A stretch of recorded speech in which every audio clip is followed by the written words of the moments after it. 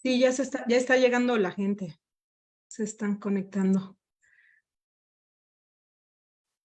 justo ahora. Hola, Thierry. José Luis. Hola, buenos días a todos. Buenos días. Hola, Elisa, también todos, Hola, Doc, ¿cómo está? pues aquí sentaditos, esperando algo nuevo. Buenos días. Fernando. Ya estamos, doctora. Hola, ¿qué tal? Buenos días. Sí, Listo. Buenos días a todos. Hola, Sergio. Hola a todos. Pues bienvenidos sean todos ustedes a este primer seminario, a este primer ciclo de seminarios del Instituto de Geología, los cuales, bueno, tendrán lugar los jueves de las semanas que se indican en ese calendario en punto de las 12 horas, como ahora. Y bueno, pues tenemos una gran apertura a este ciclo de seminarios, ya que este primer seminario lo presenta el doctor Arturo Gómez Tuena, quien pues se acaba de incorporar gustosamente al Departamento de Procesos Litosféricos en el Instituto de Geología.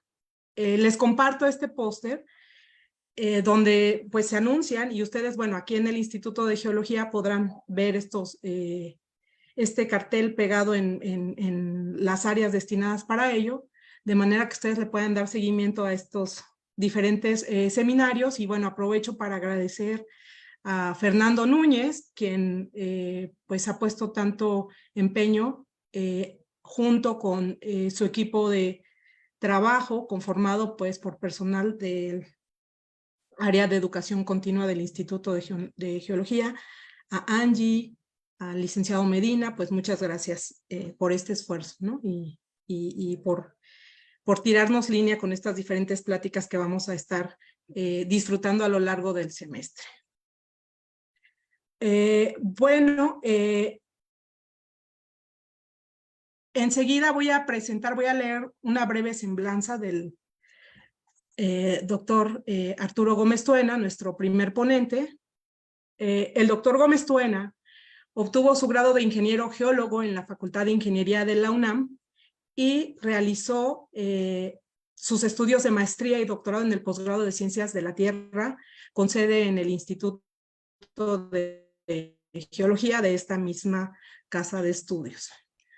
Durante sus estudios de posgrado, él tuvo el apoyo, junto con el apoyo de becas de la UNAM, de la Fundación UNAM y del CONACYT, además de pues tener apoyo de la Geological Society of America y de la Fundación Fulbright García Robles. El doctor ha sido estudiante e investigador asociado en el Mount Doherty Earth Observatory y profesor invitado en la Universidad de Harvard.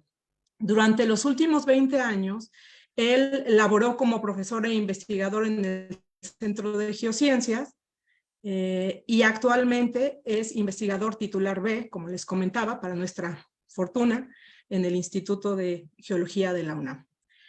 Sus investigaciones, como nos platicará un poquito más adelante, se desarrollan en el campo de la petrogénesis ígnea y metamórfica e imparte cursos regulares a nivel de licenciatura y de posgrado. Ha publicado más de 60 trabajos en revistas científicas de circulación internacional y ha sido reconocido en ellas con más de 3.300 citas. Él también es fundador y responsable científico del Laboratorio de Estudios Isotópicos del Centro de Geociencias, del famoso LEI, y durante los últimos 9 años ha fungido como editor en jefe de la revista Earth Science Reviews en temas de petrología ígnea. Como sabemos, esta es una de las revistas con los índices de impacto más altos que hay en cuanto a publicaciones relacionadas con ciencias de la Tierra se refiere.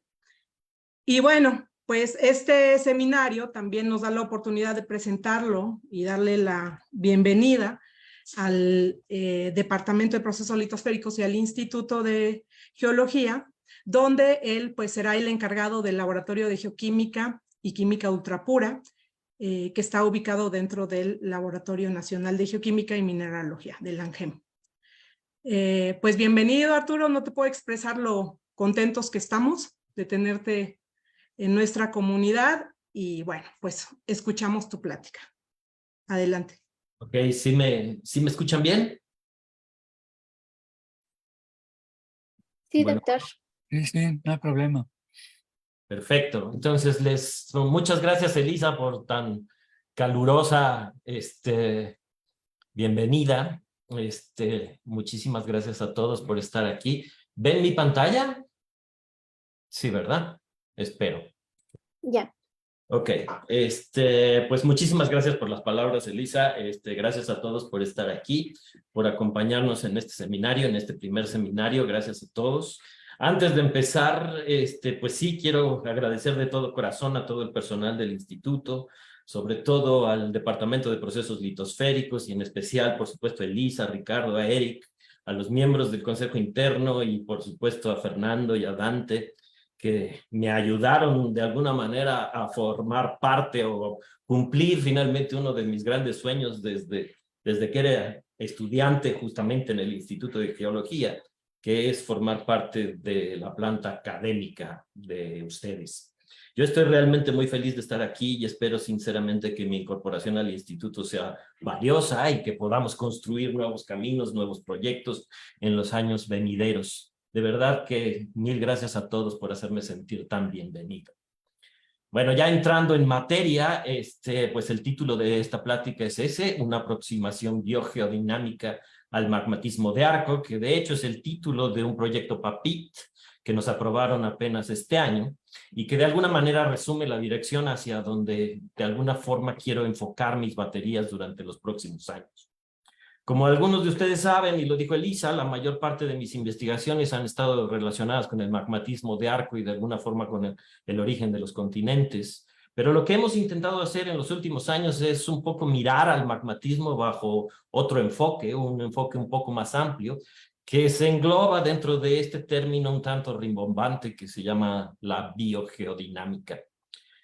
Ese término, la biogeodinámica, es de hecho un campo emergente que se está poniendo un poquito de modita, que busca de alguna forma desentrañar los vínculos que existen entre los procesos que controlan la coevolución de la atmósfera, la hidrosfera, la tierra sólida y por supuesto la vida en la tierra. En específico, nosotros lo que buscamos es dejar de mirar el magmatismo como si fuera un sistema exclusivo de la tierra sólida y comenzar a verlo como el producto de un proceso un poco más amplio, en donde también están involucradas la hidrosfera, la atmósfera y la vida. Tampoco se trata, creo yo, de descubrir el hilo negro. Es claro que la tectónica influye o ha influido en la circulación oceánica, que el magmatismo influye en la composición de la atmósfera y que los organismos vivos dependen e interactúan estrechamente con los minerales.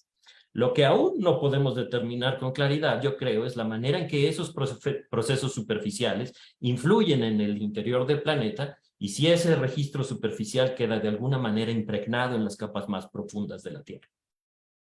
Entonces, lo que voy a presentar aquí es un resumen sobre cómo hemos estado abordando este problema, el camino que hemos seguido para ello y, por supuesto, también la enorme cantidad de incertidumbres que tenemos al respecto y que, si me lo permiten, esperaremos resolver finalmente en el futuro junto con ustedes. Por último, quiero decir claramente que lo que voy a presentar aquí es el trabajo de un montón de gente con quien he tenido la fortuna, de alguna manera el privilegio de trabajar durante los últimos años entre investigadores, técnicos, estudiantes, ex estudiantes que ahora son colaboradores, a quienes por supuesto agradezco su dedicación, su creatividad, su compromiso en este trabajo. También debo decir que lo que voy a presentar son cosas que hemos venido publicando en los últimos 3 o 4 años y que también han formado parte integral de las tesis doctorales de mis últimos estudiantes, que son Carlos, Matías y Lupillo, por supuesto. Bueno, lo que voy a hacer a continuación es meter una otra presentación que tengo por aquí, exclusiva para este momento, que entremos pues en materia. Lo que quise hacer es empezar mostrándoles estas imágenes que de alguna forma captaron nuestra atención durante ese periodo raro de la pandemia en donde uno transitaba entre la languidez, el aburrimiento y en algunas ocasiones, no sé si les pasaba a ustedes, de una sorprendente concentración y hasta lucidez, diría yo. Se trata de, muchos de ustedes quizás las conocerán ya, se trata de imágenes satelitales de la misión MODIS de la NASA, en específico el MODIS Aqua, que se enfoca en monitorear las fluctuaciones medioambientales de los océanos a nivel global con una resolución y cobertura que son realmente magníficas. Yo no soy un experto en percepción remota, ni mucho menos, así que ustedes disculparán si no puedo explicarles los detalles técnicos y las incertidumbres asociadas a estas mediciones. Pero de todos modos, así a nivel de principiante, digamos que las imágenes muestran de manera muy clara las interconexiones de la dinámica superficial terrestre en la actualidad. Las imágenes de cada mes representan el promedio de las mediciones realizadas por el satélite durante un periodo de 20 años. Es decir, son una representación bastante certera del clima presente, del clima en la actualidad, digamos.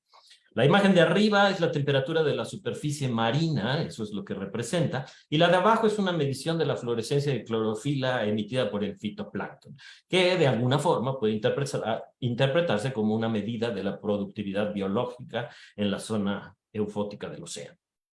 En las imágenes podemos ver muchísimas cosas, de hecho son fascinantes, uno se queda aquí medio hipnotizado por horas, pero vemos cosas o rasgos que serán muy familiares para muchos de ustedes. Vemos, por ejemplo, la corriente del Golfo, que mantiene un clima relativamente benigno en los países del Atlántico Norte. Se nota también muy bien digamos, la corriente de Humboldt frente a las costas de Chile y Perú, que es responsable de sostener uno de los ecosistemas más productivos y biodiversos del planeta. Pero en realidad donde quiero que nos enfoquemos ahorita es en este cachito de aquí, que es mucho más familiar para nosotros, el Pacífico del Este ecuatorial, o más específicamente entre el Ecuador y el Trópico de Cáncer, que incluye obviamente las costas de México, Centroamérica y la porción septentrional de Sudamérica. Estas figuritas de la derecha que ven ustedes en la imagen, en realidad solamente son un zoom, un acercamiento a las imágenes de la izquierda, pero los datos son exactamente los mismos. Lo que vemos aquí en la parte derecha es que las condiciones marinas en el Pacífico Oriental están gobernadas esencialmente por cuerpos de agua fuertemente estratificados, cuya estructura se desintegra durante el periodo invernal por la acción de los vientos alisios en la medida en que la zona de convergencia intertropical migra gradualmente hacia el sur. Durante el invierno boreal, el invierno del norte, digamos, entre diciembre y febrero, esos vientos alisios empujan las aguas cálidas de la superficie en dirección opuesta a las costas y estas se ven inmediatamente reemplazadas por la surgencia o afloramiento de aguas profundas más frías. Estas aguas profundas son obviamente más frías y al mismo tiempo son muy ricas en nutrientes, lo que dispara la formación de enormes floraciones de fitoplancton que a su vez sustentan ecosistemas que conocemos son mucho más complejos.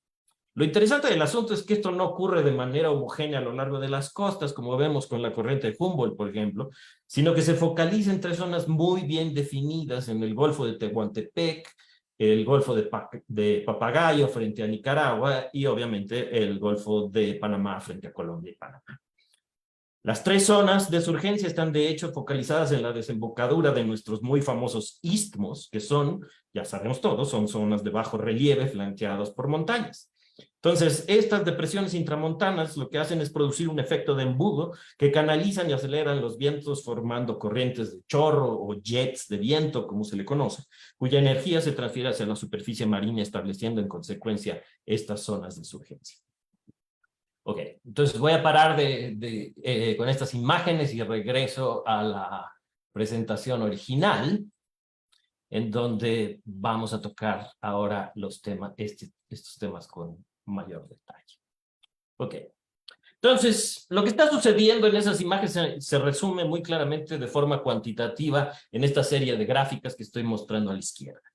La primera muestra la variación topográfica a lo largo de un transecto sobre los puntos de mayor elevación desde México hasta el Ecuador, en donde se identifican esas tres depresiones intramontanas de las que estoy hablando. El llamado Paso de Chivela en el istmo de Tehuantepec, la región del lago de Nicaragua y el istmo de Panamá. Las gráficas de abajo muestran las condiciones ambientales que encontraríamos en la superficie marina a lo largo de un transecto, digamos, trazado convenientemente por encima de las trincheras, aquí marcadas en línea segmentada en los mapitas de la izquierda.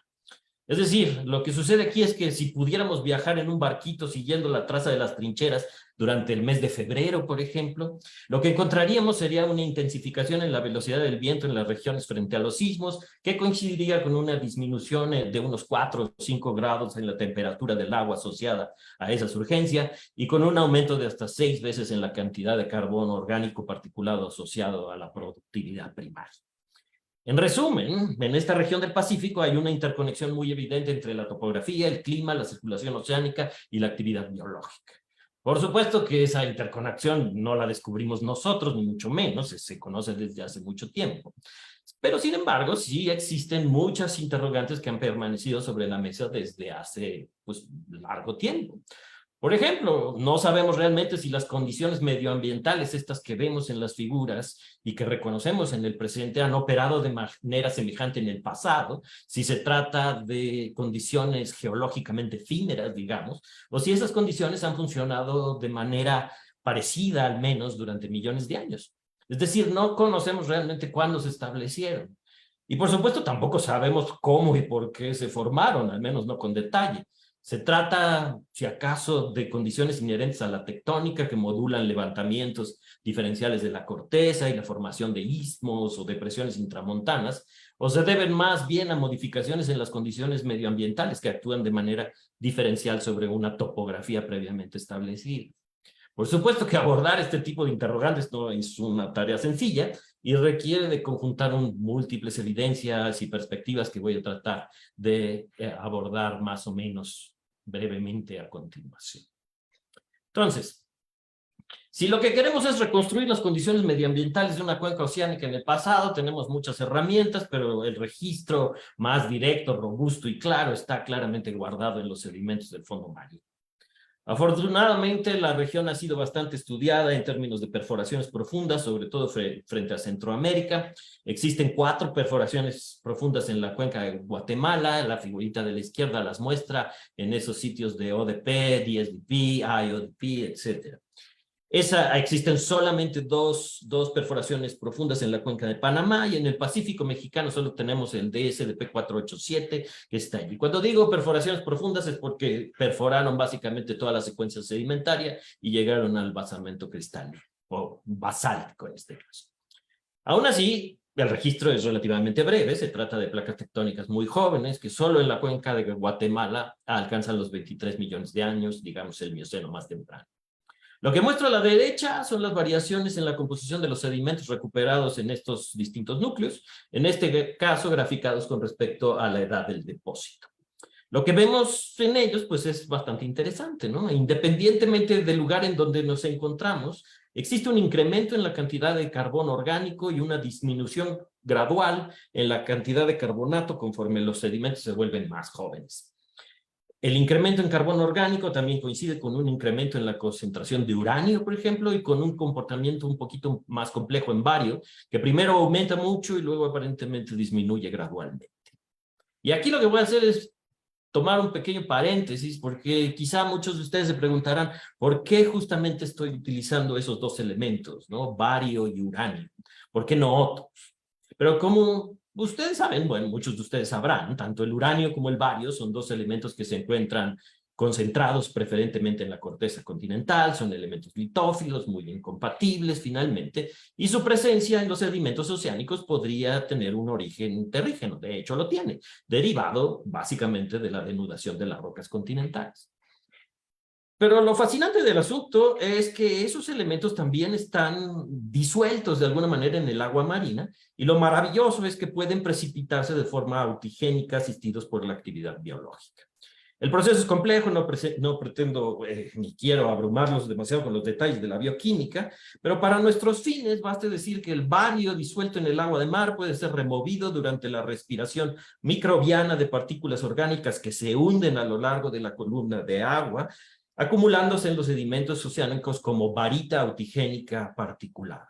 El uranio, en cambio, se encuentra disuelto en aguas oxigenadas, pero se precipita rápidamente como uraninita en aguas intersticiales reducidas de sedimentos ricos en carbono orgánico como respuesta otra vez al consumo de oxígeno durante la actividad microbiana. Por lo tanto, la presencia de varita autigénica en sedimentos marinos ha sido utilizada generalmente como un indicador de productividad primaria en la superficie del océano, mientras que el uranio autigénico se considera como una medida de la eficiencia con que se almacena o se secuestra carbono orgánico en los sedimentos oceánicos. Ambos procesos están mediados por la actividad microbiana o la actividad biológica, pero en distintas regiones. El bario en la columna de agua, el uranio en los sedimentos mismos.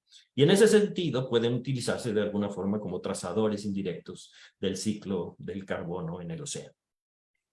En resumen, Tanto uranio como bario en los sedimentos pueden tener distintos orígenes, terrígeno como autigénico. Podemos separar las contribuciones litogénicas de las autigénicas en los sedimentos, echando mano de esas 2 ecuacioncitas que vemos allá abajo, que los paleoceanógrafos utilizan desde hace un montón de tiempo, en donde se normalizan las concentraciones con respecto a un elemento netamente terrígeno, como podría ser el torio o el potasio. En ese sentido, utilizamos esa notación que tenemos ahí, exceso de uranio, exceso de bario, o XS uranio, XS bario, que representa la cantidad de uranio bario que se encuentra en exceso, digamos, de lo que podría ser explicado por contribuciones netamente detríticas. Es decir, lo que nos dicen las gráficas de hasta abajo a la derecha es que los sedimentos marinos más jóvenes tienen mucho más uranio y bario de lo que podría aportarle los continentes y que ese exceso está mediado de alguna forma por la actividad biológica. En fin, entonces seguimos.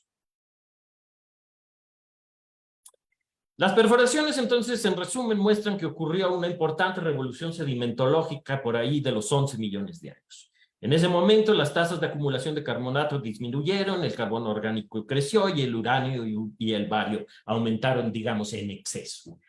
Esa revolución sedimentológica se conoce desde hace mucho tiempo como el Carbonate Crash o el colapso del carbonato, y aunque existen varias teorías para explicarla, quizá la que es más ocurrida, es la que lo asocia al cierre del estrecho centroamericano aquí en Panamá, conocido como el Central American Seaway o CAS, por sus siglas en inglés. El cierre del CAS lo que hizo fue interrumpir de manera súbita el flujo de agua desde el Caribe hacia el Pacífico, con la consecuente disminución en la profundidad de compensación del carbonato, y por lo tanto los carbonatos no se precipitaron con tanta facilidad. Pero independientemente de la posible afectación en la acumulación de carbonato, lo que no queda claro realmente es cómo este cierre del CAS pudo haber influenciado un aumento en la productividad primaria que medimos a través del exceso de bario o en la eficiencia de secuestro de carbono orgánico que medimos a través del uranio. Una posibilidad, por supuesto, es que haya sido precisamente el cierre del CAS el responsable de establecer condiciones medioambientales como las que vemos en las imágenes del satélite, pero ya desde los 11 millones de años. Sin embargo, lo que muestran las imágenes es que la actividad biológica no está realmente homogéneamente distribuida en toda la cuenca, sino que se focaliza y concentra en las zonas influenciadas por las zonas de surgencia oceánica. Las perforaciones profundas nos dan un panorama de lo que sucede a lo largo del tiempo, pero en realidad nos hablan muy poco de las posibles variaciones geográficas que pueden existir a lo largo de toda la cuenca. Para verificar si finalmente esas variaciones existen también, lo que hicimos fue analizar una serie de muestras de sedimento en núcleos de pistón que se denominan, que se colectaron en los años 60 realmente, a lo largo de un transecto frente a las costas de México, por fuera de la trinchera mesoamericana que aquí estoy señalando, digamos, con estos puntitos rojitos. Y lo que encontramos es justamente lo que esperábamos. Los sedimentos muestreados enfrente del Golfo de Tehuantepec, por ejemplo, tienen mucho más uranio y bario que los sedimentos frente a las costas de Oaxaca, Guerrero y Michoacán, en donde no existe realmente la influencia de esas zonas de surgencia marina. Estas evidencias indican claramente que las condiciones medioambientales en la superficie influyen en la composición de los sedimentos que los subyacen, pero, pues, nuevamente, estos núcleos de pistón tan solo penetran unos cuantos metros realmente en el sedimento y, por lo tanto, reflejan las condiciones de un pasado muy reciente que difícilmente se extiende más allá del 1.000.000 de años y incluso mucho menos, ¿no? Por lo tanto, la pregunta persiste. ¿Cuándo y por qué se establecieron las condiciones ambientales tan peculiares que observamos en la actualidad? Y a este punto, pues, la cosa se pone más complicada porque comienzan a preguntarse quizá ustedes, ¿qué tienen que ver los volcanes con todo esto? Pero yo creo que aquí la cosa es donde se empieza a poner interesante. Como todos ustedes saben, el panorama que les estoy mostrando no es un panorama estático, se trata de la sedimentación sobre placas tectónicas que se forman en las cordilleras mesoceánicas y que al mismo tiempo están siendo consumidas a lo largo de las trincheras. Si las condiciones medioambientales que vemos aquí influyen en la composición de los sedimentos que están abajo y estos sedimentos están siendo introducidos gradualmente hacia el interior del planeta por la convergencia de placas, pues resulta evidente que lo que se está metiendo por enfrente del Golfo de Tehuantepec va a ser muy distinto de lo que se está metiendo frente a las costas de Guerrero, por ejemplo. Y una de las grandes interrogantes que realmente nos hacemos desde hace muchas décadas es cuál es el destino de todos esos materiales que están siendo subducidos. Una vez introducidos en la zona de subducción, los perdemos de vista y aún no queda del todo claro si esos materiales se sepultan en el manto profundo, si se relaminan en la base de la corteza como rocas metamórficas o si en cambio se reciclan o se retrabajan de manera muy rápida y eficiente en los volcanes de agua. Lo que nuestro grupo de trabajo ha estado haciendo, de hecho, en los últimos años es tratar de responder estas interrogantes a través de varios enfoques, aunque casi siempre, pues, enfocados en términos geoquímicos. Hemos trabajado mucho en México, pero en los últimos años también hemos estudiado el arco colombiano y últimamente nos hemos metido también un poquito en Centroamérica. Para el caso de México, lo que descubrimos sobre todo durante la tesis de Matías fue que existe una relación muy estrecha entre la composición isotópica del antearco y los grandes volcanes activos de la faja volcánica transmexicana, desde el Sangangüey hasta el Citlaltépetl en el oriente. No voy a entrar en detalles de esto porque ya Matías se los ha presentado en diversas ocasiones, pero muy rápidamente lo que dedujimos fue que esa estrecha relación entre la composición isotópica de los volcanes y el antearco está controlado esencialmente por el retrabajo de materiales corticales que están siendo introducidos en la zona de subducción mexicana a través de un proceso de erosión tectónica. Como ustedes saben, el margen convergente mexicano es un margen sumamente erosivo que consume entre 1 y 3 kilómetros de corteza cada millón de años. Lo que sugerimos en estos trabajos de Matías es que gran parte de esos materiales se están fundiendo y retrabajando en volcanes como el Popocatépetl o el Nevado de Toluca, etc.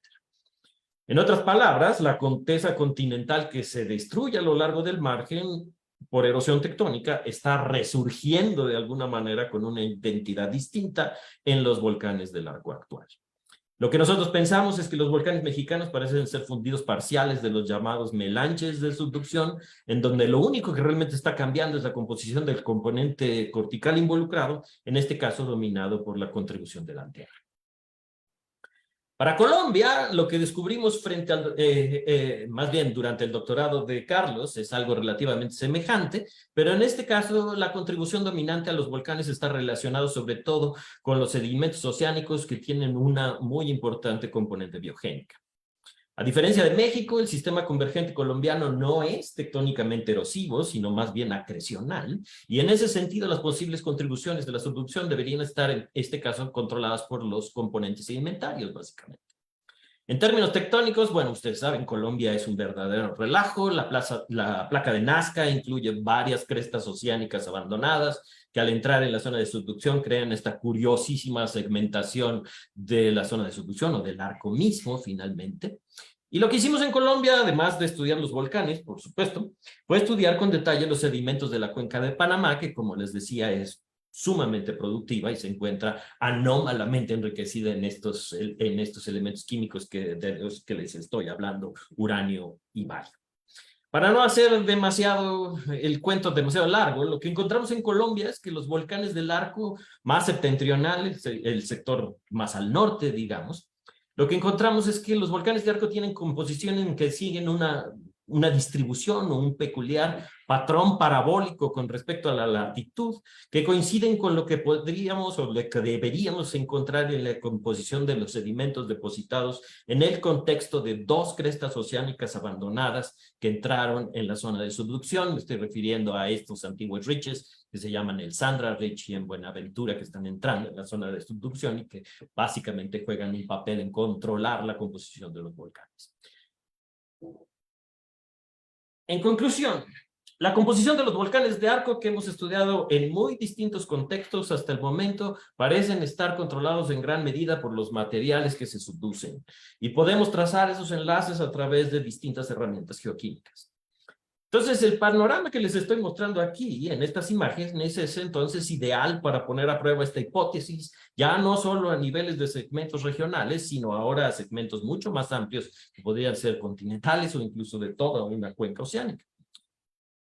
Pero también lo interesante del asunto es que los resultados tienen implicaciones que van mucho más allá de la petrogénesis o la tectónica. Si los materiales que se subducen y se reciclan en los volcanes, entonces los volcanes que están, o la hipótesis sería que los volcanes que están enfrente de las zonas de surgencia deberían tener, obviamente, mucho más bario y mucho más uranio que los que están frente a sus flancos y lejos de la influencia de esas surgencias. Pero no solo eso, si estas condiciones ambientales del Pacífico se establecieron a los 11 millones de años, como lo muestra el registro sedimentario, entonces los volcanes del arco que se hayan formado antes de esa revolución sedimentológica deberían ser composicionalmente distintos que sus contrapartes modernas. Si es posible distinguir esas diferencias, entonces quizá podemos usar la composición de los volcanes mismos como una suerte de trazador medioambiental. Entonces, lo que hicimos para probar esta hipótesis fue básicamente compilar las composiciones de los volcanes a lo largo de toda la margen pacífica, desde México hasta Colombia, tanto para los volcanes del frente volcánico activo, que aquí están en colorcitos, como para los volcanes del Mioceno, que están distribuidos así en esas bolitas grises en el mapa.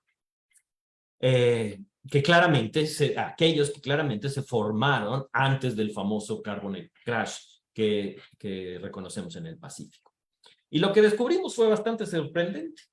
Las rocas volcánicas de la Faja, el sector del arco centroamericano comprendido entre Guatemala y Salvador, y las rocas del arco panameño, por ejemplo, tienen composiciones que son virtualmente idénticas o muy parecidas a las rocas volcánicas que les precedieron durante el Mioceno.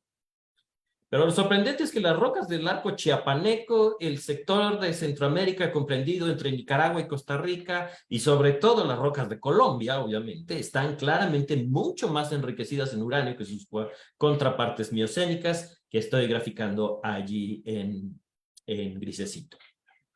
El enriquecimiento es varios, un poco más sutil, más relajiento, digamos, y en realidad solo se verifica con claridad en las rocas de Nicaragua, digamos.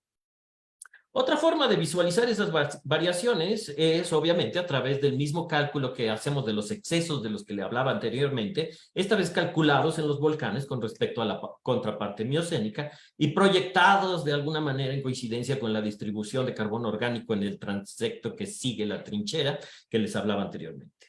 Y nuevamente es cierto, a pesar de que existe una evidente dispersión en los datos, resulta bastante claro que los volcanes que se encuentran frente a las zonas de surgencia oceánica y que presumiblemente están siendo alimentados por sedimentos ricos en carbono orgánico, presentan los máximos enriquecimientos en estos elementos.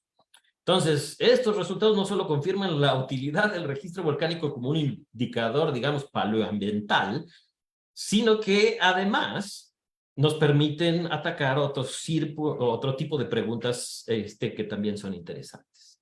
O tiene otro tipo de implicaciones, digamos. La primera y más obvia, obviamente, tiene que ver con el cierre del CAS.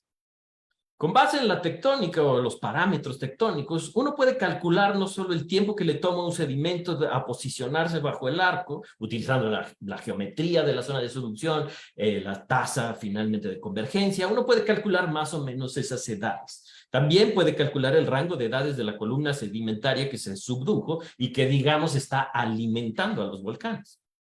Para el caso de Colombia, por ejemplo, la edad de la columna sedimentaria que alimenta los volcanes modernos tiene entre 11 y 6 millones de años.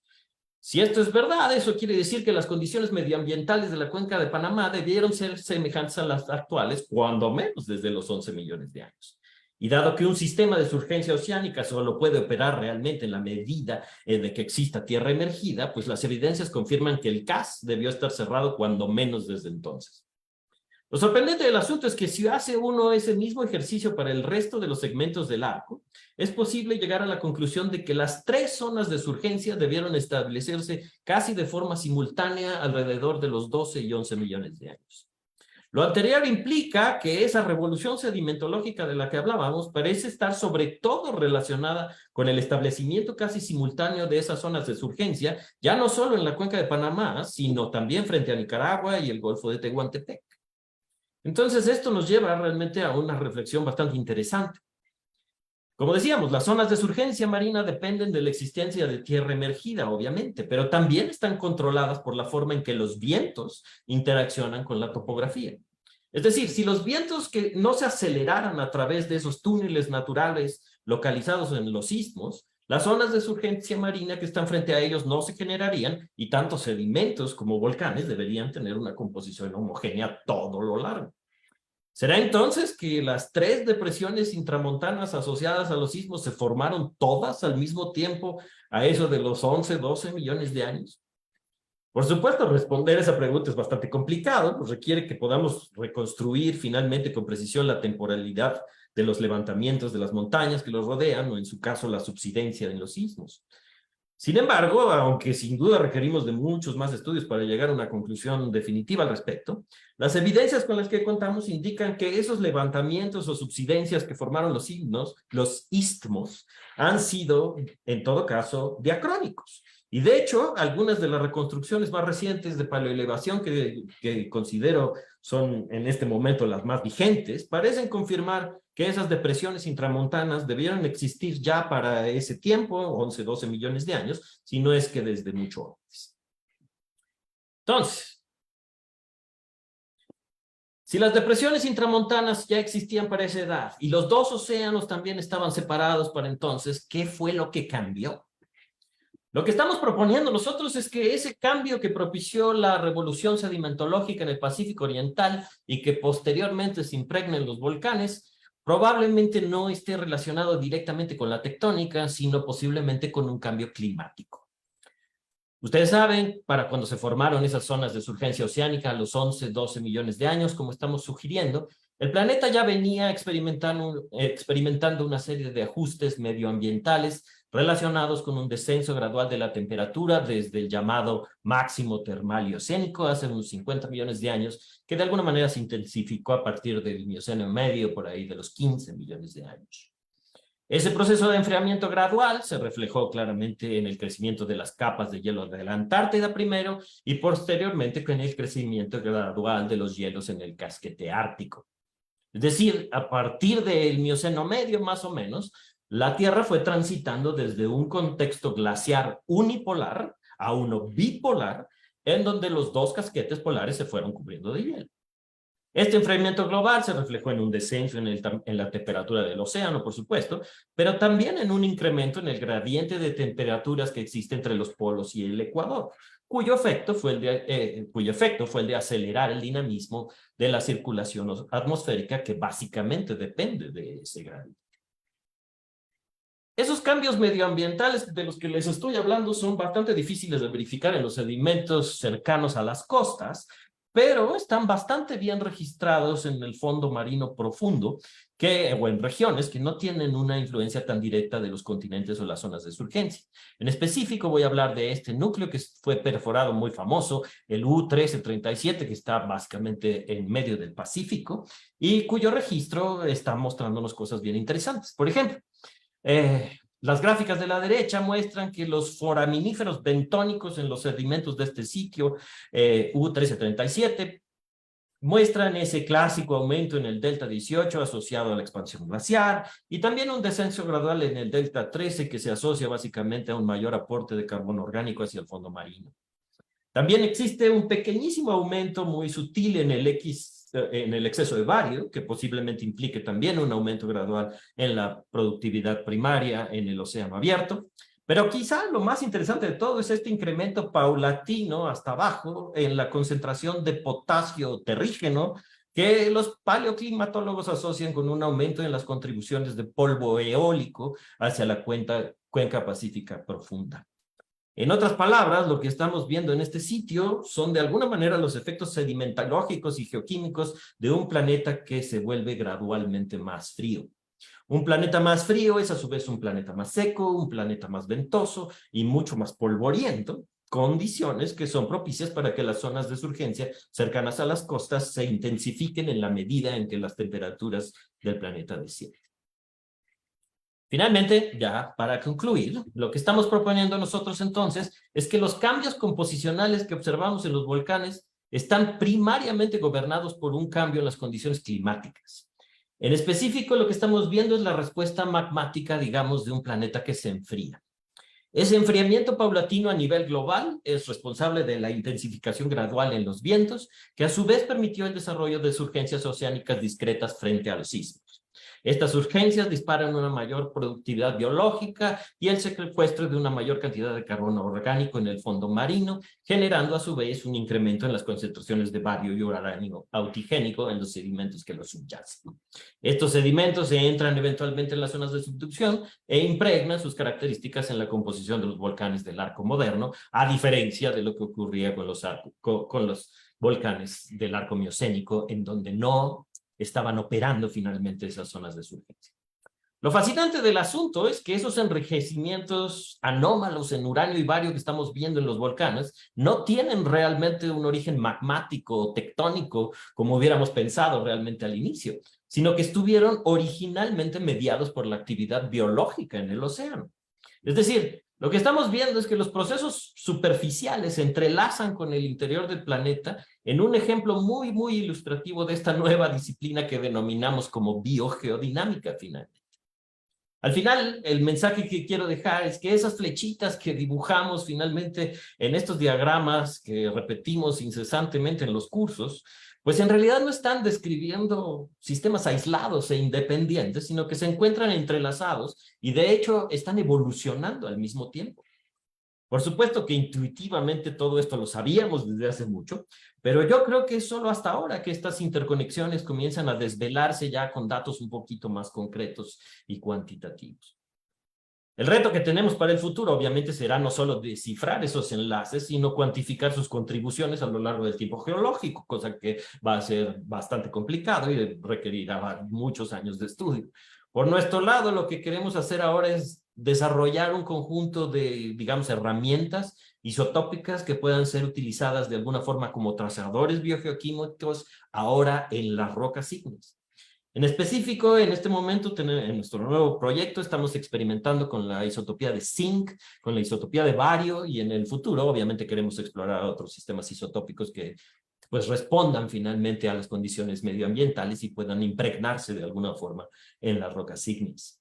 Si estas herramientas funcionan, no sé si funcionarán realmente, esperamos que sí.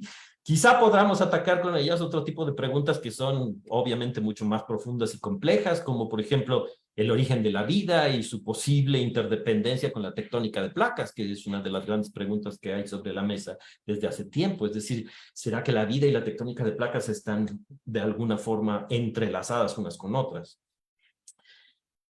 En fin, yo creo que esto abre un montón de preguntas y oportunidades de investigación en los próximos años y, por supuesto, si alguno de ustedes está interesado en acompañarnos en este tortuoso pero fascinante camino, pues obviamente sepan que serán cordialmente bienvenidos todos los estudiantes y colaboradores. Y con esto termino. Muchísimas gracias por su atención. Espero no haberlos confundido demasiado o aburrido. Gracias. Ay, muchísimas gracias, Arturo, por una gran presentación. Está muy interesante. Me parece que es un poco ver así el cambio climático un poco al revés, ¿no? Porque siempre se le echa la culpa al volcanismo de generar CO2 y modificar, ¿no? Por Las supuesto. condiciones atmosféricas y luego el clima. Entonces me parece muy interesante que lo estén viendo al revés. En el sentido justamente opuesto. Bueno, no sé si alguien de aquí, de la sala de Zoom, tenga alguna pregunta. Adelante, doctor ¿No? Solé. Pues Ortega, por favor. Claro que sí, Adelante, doctor. doctor, lo escucho. Está el doctor Ortega también que levantó la mano, pero quizá no la... Ah, bien. Bueno, entonces, adelante, doctor Ortega. Sí, Arturo, bueno, precisamente por la reflexión que hace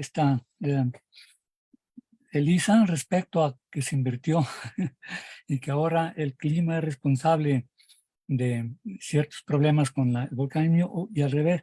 Yo me pregunto, fenómenos también extraordinarios en el registro geológico reciente, más o menos reciente, cenozoico, me refiero a la Sierra Madre Occidental.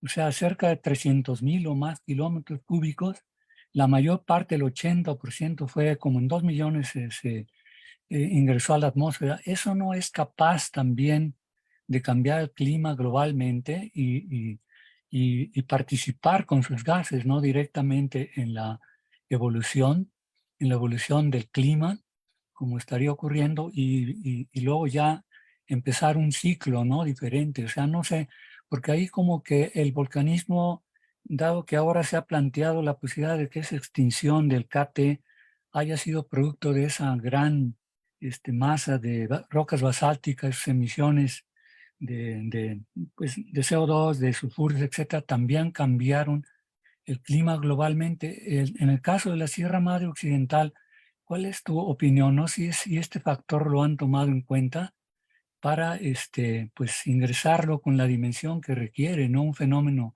que también es insólito en la historia geológica pues, del planeta, ¿no? Totalmente, don José. Yo creo que sin duda debió tener algún efecto esa erupción masiva o esos grandes leaps. Siempre los están ahora correlacionando con transformaciones en la situación climática, ¿no? O sea, no he, de los que yo he revisado finalmente, no sé si la Sierra Madre Occidental en particular esté asociada con alguna modificación climática en particular. Lo que sí es que las grandes provincias magmáticas, las que son realmente a lo bestia, como los Deccan Traps o los Siberian Traps, esas sí están muy claramente asociadas con modificaciones o fluctuaciones climáticas profundas, ¿no? Y yo creo que, pues es lo que deberíamos esperar, ¿no? O sea, no es que lo estemos viendo nosotros al revés, ¿no? De hecho, lo que estamos viendo es que esos cambios climáticos también tienen un efecto y se impregnan finalmente en las profundidades del planeta y cambian o tienen, digamos, esas impregnaciones composicionales que pueden verificarse en las rocas ígneas, pero también van de regreso, ¿no? O sea, una de las cosas que tendríamos que cuantificar en el futuro es todo ese carbono orgánico que se está secuestrando y subduciendo, ¿se está reciclando también en los volcanes? Ahora, recordemos, por ejemplo, que el arco centroamericano y el arco colombiano son los arcos que más CO2 emiten a nivel global. O sea, por alguna razón son ellos los que están emitiendo mayor cantidad de CO2. Y esa razón es porque están retrabajando esencialmente materiales que originalmente fueron ricos en carbono biogénico y que se depositó en las cuencas oceánicas y están siendo reciclados en los volcanes, ¿no? Nosotros estamos tratando de trazar ese ciclo de alguna manera a través de otros elementos que se comportan de una manera un poco más amable que el carbono, finalmente. Pero por supuesto esos enlaces existen. En el caso de la Sierra Madre Occidental, pues no tengo yo una respuesta en particular. De lo que yo he leído, generalmente no la asocian a cambios climáticos, digamos, muy abruptos en ese sentido, como es el caso de los Siberian Traps, en donde sí claramente están relacionados con esos cambios climáticos en el océano y en la atmósfera, que llevó finalmente a la extinción mayor que conocemos del Permo-Triásico, ¿no? Bueno, gracias. No sé si contesté algo o me fui por las ramas. Perdón, Bob. Bueno, nos veremos las caras, Arturo, porque yo tengo otras 20 preguntas al respecto, ¿eh? Sin duda, bienvenidos todos. Sí, pues está muy interesante. O sea, realmente felicidades, ¿eh? Gracias. Es alguna novedad y cómo está ilustrada, documentada. Así me fascinó realmente lo que han hecho con ese trabajo, ¿eh? Así es que felicidades por eso. Mil gracias. Podemos discutirlo por horas, sin duda. Adelante, Jesús. Sí, gracias también aquí, felicidades, en una plática muy interesante, con unos datos, pues así que se pueden visualizar muy bien, ¿no? Están muy bien presentados. Obviamente también tendremos ocasión aquí de ir platicando de muchos detalles que me interesan de la geoquímica y todo, pero ahora quería hacerte una pregunta así como más general. Tal como tú lo estás presentando, pareciera que durante estos últimos 11 millones de años no ha habido prácticamente cambios en lo que sería la paleogeografía, lo cual tiene implicaciones importantes para la posición del Chortís, para el movimiento de las fallas de Motagua y Polochic. ¿Se movió? ¿No se movió? ¿Estuvo ahí enfrente? Si no se ha movido la surgencia y todo, es que eso estaba ahí, y si estaba ahí, entonces algunos modelos no andan muy finos. ¿Qué opinas de eso? Totalmente, ¿no? O sea, yo creo que allí hay muchísimas cosas como lo decía, ¿no? O sea, nuestros datos lo que están diciendo no es que las condiciones ambientales hayan sido exactamente iguales a las actuales desde los 11. Lo que estamos diciendo es que ha sido un proceso paulatino que comenzó en ese entonces y que se ha ido intensificando finalmente en la medida en que la Tierra se enfría. Eso es un punto. Pero por supuesto que hay crecimientos y subsidencias, o sea, la tectónica, las placas tectónicas se mueven y tendríamos que investigar con muchísimo mayor detalle, por ejemplo, algo que es más familiar para nosotros, por ejemplo, cuando se abrió finalmente esa depresión intramontana en el Golfo de Tehuantepec, que hace esencialmente el paso de Chivera. Eso depende de que tan rápido se hayan, digamos, crecido, algo que sabe Elisa mucho mejor que yo, que tan rápido se hayan levantado finalmente la Sierra de Chiapas y que tan fijo haya quedado el bloque del oeste finalmente. O sea, si esos levantamientos diferenciales y el movimiento de Chortís está jugando un papel, digamos, importante que gobierna la creación de ese agujero al unísono conforme se están intensificando los vientos, o si ese agujero ya existía desde los 11 millones de años y simplemente estamos soplando más fuerte a través de ello, es algo que está complicado resolver. Pero al menos los modelos de paleoelevación que yo conozco, lo que están diciendo es que no se formaron todos al mismo tiempo, sino que fueron diacrónicos. Quizá la zona finalmente del lago Nicaragua, en donde allí sí hay claramente extensión, quizá esa zona sí se fue subsidiendo o hundiendo finalmente al unísono a partir de esos 11 millones de años o algo así. Sin embargo, en la zona de Panamá, pues los geólogos siempre han dicho que, bueno, siempre no, digamos, en los últimos años, los geólogos colombianos siempre han dicho que eso estaba básicamente emergido desde los 15 millones de años y en condiciones semejantes a las que vemos actualmente. Obviamente los paleontólogos ponen el grito en el cielo porque ellos quieren que finalmente el CAS se cierre a los 3.5 porque necesitan las migraciones faunísticas mucho más tarde. En fin, ese es un tema complicadísimo que pues tengo poco que responder, ¿no? Iremos respondiéndolo poco a poco, yo creo, ¿no? Pero sí es importante, se mueven, claro que se mueven. De acuerdo, sí, gracias. Sí, solo un detalle, y es que de las trazas de fisión que conocemos por ahí de Chiapas, el levantamiento más importante sí se lleva a cabo entre 10 y 11 millones de años, ¿eh? Eso está publicado, ya, por Fanis, Abdulin y compañía, eso se sabe. Entonces, bueno, y otros trabajos más modernos lo ratifican. Entonces, probablemente tenga algo que ver, pero en fin, ahí lo dejo porque, como tú dices, ahí está la parte también geoquímica que hay que investigar en mucho más detalle para después llegar a las otras conclusiones, me imagino, ¿no? Exacto. Gracias a ti. No, gracias. Adelante. Doctor Tolson. Hola, gracias, buenas tardes. Muchas gracias por una plática interesante y por ponernos a pensar. Jugando un poco con las ideas que expuso la doctora Fitz como comentario hacia el final, quizás pudiéramos considerar también que en vez de estar viendo el esquema al revés, estamos viendo un distinto punto de ingreso al ciclo.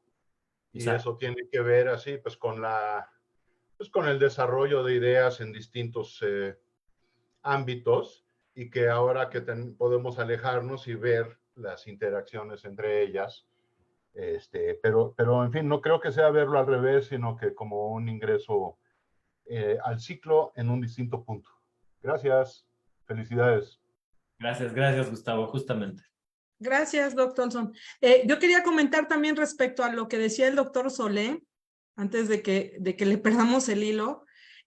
Cuando mencionaste los 10 millones de años, también desde el punto de vista tectónico, pues pasan cosas interesantes, además de los levantamientos, digamos, ya cada vez más evidentes, porque incluso acaba de salir otro trabajo así de revisión de estudios termocronológicos que se suman a los de Fanís, bueno, que son de parte de este grupo de franceses de Witt y Brichot y en fin, y todos ellos siguen reforzando justamente este levantamiento de los 10 millones de años, además de otros, ¿no? A los 6 y a los 3 millones de años. Y Gabriel Serrano, uno de mis estudiantes, está estudiando con detalle también la zona de cizalla de Tonalá, que como saben, pues es una zona de cizalla muy grande, muy importante de las costas de Chiapas, el límite sur del macizo de Chiapas, que se extiende, está expuesta a lo largo de más de 200 kilómetros, posiblemente es la zona milonítica más larga expuesta en México, y pues tiene un ancho entre 1 y 6 kilómetros, esta zona de formación es muy importante, y canaliza magmatismo, ¿no? Contemporáneo con el deslizamiento, ¿no? Que es una cosa bien interesante. Y bueno, pues el doctor Roberto Molina obtuvo unas edades, recientemente se ha alimentado ese acervo de edades de la zona de falla de Tonalá, y curiosamente se constriñe bastante bien su actividad entre 10 y 9 millones de años, más o menos entre 11 y 9 millones de años. Hay una edad por ahí de 16 millones de años cerca de Oaxaca, pero parece ser que no pertenece a la zona de falla de Tonalá. Y lo curioso es que tiene la misma edad a lo largo de todos estos 250 kilómetros, básicamente desde el sur de Oaxaca hasta la frontera con Guatemala, ¿no?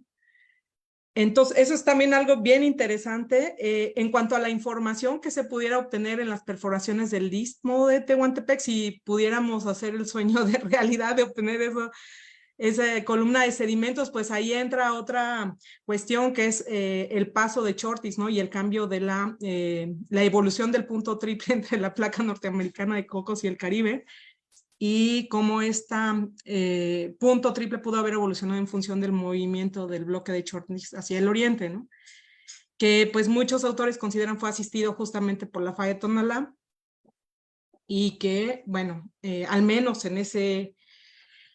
si consideramos que esta falla efectivamente asistió al movimiento, al desplazamiento del bloque de Chortis, pues Chortis tendría que haber estado justo enfrente del istmo de Tehuantepec, ¿no? Para los 10 millones de años. Entonces, no sé cómo eso pudiera, o sea, sin duda tendría que afectar, ¿no? Significativamente el registro sedimentológico de ahí para el rango de tiempo que, pues, es del interés para este problema, ¿no? Totalmente, o sea, estamos entrando en una estratigrafía o en una edad muy fina, ¿no? O sea, nos estamos moviendo en esa cuestión de 12, 10 millones de años, que es, al menos para mis fines, en el sentido, es muy difícil de resolver. O sea, ¿cuánto tiempo? Lo que yo quiero saber es, ¿en qué momento en la cuenca de Tehuantepec cambió finalmente la sedimentología, ¿no? O sea, ¿cuándo finalmente hubo esa revolución sedimentológica que vemos en la cuenca de Guatemala y que vemos en la cuenca de Panamá, finalmente? Si eso ocurre realmente frente a las costas de Tehuantepec o no, pues depende mucho de que si tú me pones el Chortis allí tapándome... digamos, la zona del Golfo de Tehuantepec, pues obviamente los vientos no van a pasar. Y eso afectaría claramente en la productividad primaria de la que estoy hablando en la zona de Tehuantepec. Pero quizá allí lo que está sucediendo es que los sedimentos que están siendo subducidos y alimentando, digamos, al arco chiapaneco o al volcán Chichonal, que tiene claramente esa anomalía, quizás es mucho más joven, ¿no? Entonces lo que estamos viendo en realidad es una señal que ocurrió, digamos, hace apenas 6, 7 millones de años y que le toma muy poco para llegar por debajo del volcán, porque además no está tan lejos, no es, por ejemplo, la faja volcánica transmexicana que está a 350 kilómetros de distancia y a un sedimento que se subduce le toma 6, 7 millones de años para llegar hasta allá. Quizá para llegar al Chichón solamente requiero 5. Y si solamente requiero, pues no sé, no, incluso creo que requiero menos, unos 3 o 4. Entonces quizá el sedimento que requiero no sea tan viejo como los 12 millones de años. Es muy difícil la reconstrucción porque depende de la geometría de la placa, depende de dónde estaba Chortis. Al final, el mensaje que quiero darles es que el sedimento que alimentó a un volcán como el Chichón fue diferente. Y una manera de verlo quizá es analizar esos plutones a los que tú te refieres de 10 millones de años y ver si realmente son diferentes al Chichón. A lo que hemos visto, porque los datos no son muy buenos hasta el momento, Matías está trabajando en eso, a lo que hemos visto, parece que sí son distintos. Entonces, ese breve periodo podemos refinarlo, digamos, y a lo mejor acomodar mejor esas fechas que son muy estrechas entre sí, ¿no? 12, 11, 8, újule, allí para nosotros comienza a ser bien difícil. Estamos viendo cosas muy indirectamente, ¿no? Creo yo. Pero lo vamos a resolver, pues ese es el chiste. Muchas gracias. Bueno, voy a leer una pregunta que hicieron a través de la plataforma de Facebook. No tiene el nombre real de la persona, pero básicamente te felicita por la presentación. Gracias, y dice que le gustaría saber si podría considerar algún efecto acumulativo en los proxies estudiados que pudieran provocar un incremento en la tendencia de algunos registros geoquímicos a largo plazo, teniendo en cuenta la ciclicidad y el hermetismo del sistema. ¿Se refiere a futuro? Ajá. O sea, ¿cómo va a responder este sistema en el futuro? Pues no estoy segura. Pues sí, a futuro, ¿no? O sea, básicamente quiere ver si se van a incrementar algunos registros a largo plazo, ¿no? Bueno, o sea, esa es una pregunta muy difícil, ¿no? O sea, estamos claramente en un camino en la actualidad de cambio climático, ¿no? Y lo que está sucediendo, obviamente me voy a aventurar y voy a elaborar un poco más allá, ¿no? Pero en un panorama de calentamiento global, lo que va a ocurrir es que nos vamos a ir en reversa. Y poco a poco lo que va a suceder es que las condiciones que vemos en la actualidad se van a volver cada vez más semejantes al Mioceno. Y eso quiere decir que gradualmente también esos sedimentos que están depositándose en esa zona, pues quizás tendrán gradualmente menor cantidad de carbono orgánico, menor cantidad de uranio, menor cantidad de bario en la medida en que el planeta se va calentando. Entonces, sí, obviamente en un contexto de fluctuaciones climáticas, lo que vamos a ver es fluctuaciones en las condiciones sedimentarias y posiblemente los volcanes que serán formados en el futuro tendrán composiciones diferentes, ¿no? O sea, eso es más o menos, pues no sé si a eso se refería, pero pues eso es lo que se me ocurrió. Gracias. Bueno, no sé, quizás la última pregunta también, no sé si hay alguna más aquí en la sala de Zoom. Bueno, en ese caso voy a proceder a leer una que hace Aarón Lara a través de Facebook. Él dice que la información está realmente sumamente interesante, esas son sus palabras, y quisiera saber, bueno, sus observaciones sobre la intercorrelación entre las zonas de productividad, la formación de uranio y bario utegénico en los sedimentos y su incorporación en los procesos magmáticos en los arcos continentales. Él quiere saber si estas han sido evaluadas en escenarios geológicos de mayor antigüedad y si considera que estas correlaciones podrían aportar datos relevantes para futuras reconstrucciones paleogeográficas. Pues esa es la tarea, ¿no? O sea, primero lo que tenemos que hacer y lo que estamos haciendo finalmente es reconocer que estas señales geoquímicas tienen un origen biogénico en el océano. Si logramos entender que esas herramientas funcionan de esa manera, pues ahora lo que podemos echar a andar es esas herramientas en el pasado geológico y tratar de verificar en otros lugares y en otros contextos si podemos discernir finalmente de de la misma manera como lo vemos en la actualidad. Lo que estamos haciendo ahorita es ver un sistema que es relativamente sencillo, en donde todo lo miramos, ¿no? O sea, vemos las placas tectónicas que se están hundiendo, el registro sedimentario es bastante claro, sabemos cómo son los volcanes anteriores y sabemos cómo son los volcanes en el presente, ¿no? En un pasado. Conocemos los del pasado, digamos, reciente en el Mioceno, pero cuando nos vamos al tiempo profundo, ya hacia el Cretácico o hacia regiones o a periodos mucho más remotos, de tiempo mucho más remoto, pues las placas tectónicas son diferentes, la posición de los continentes están en otra parte, y allí, pues el registro tan claro se pierde de alguna u otra forma. Es por eso que lo que queremos es emplear estas herramientas isotópicas como señales biogeoquímicas, o tratamos de establecerlas como si lo que nos estuvieran diciendo estos isótopos o estos elementos químicos pudiera correlacionarse con lo que vemos en el presente. Hasta el momento que yo sepa, no se ha realizado porque pues, en este momento estamos entendiendo cómo funciona en el, digamos, el presente o el pasado más cercano, pero en el pasado remoto, hasta el momento no se ha aplicado, ¿no?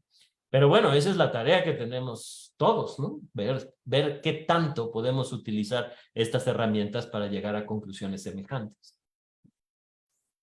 Sí, bueno.